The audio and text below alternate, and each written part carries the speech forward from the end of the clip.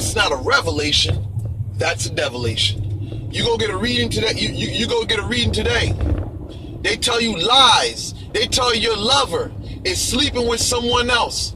They say in order for this to stop, you got to pay them $500. That's a devilation instead of a revelation. You go to the psychic the next day. You want to get a verification of what you heard the day before.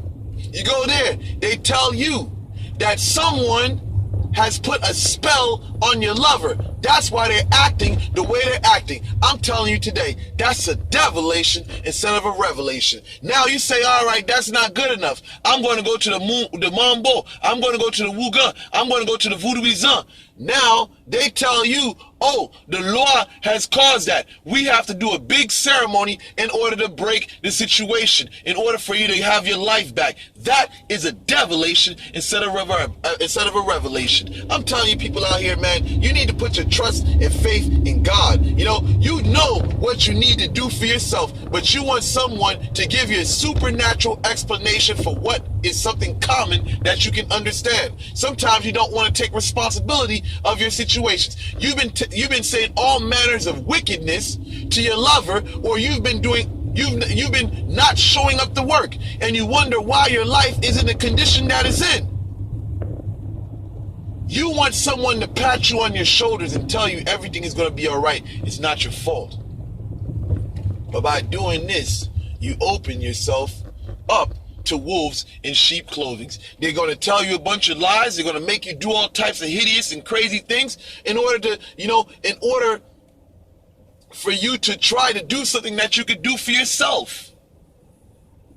Listen, this is a very nasty community. How many people get exploited? I've heard people that spend thousands of dollars. I've heard people one guy even spent $100,000. All because he ingested a devilation instead of a revelation. I even seen family members in the past go off of a faulty reading where he had brother against brother.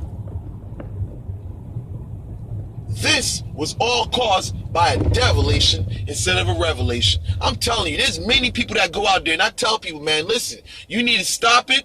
You need to look, listen, and observe before you go act on what you hear from a psychic, before you hear from what you hear from a Wooga, what you hear from a spiritualist. These people are speaking develations instead of revelations. They're false prophets. You know what happens when you ingest lies from a false prophet? You go through so many situations. Then you look back and say, why did I spend my money? I wish I never ever invested time into this.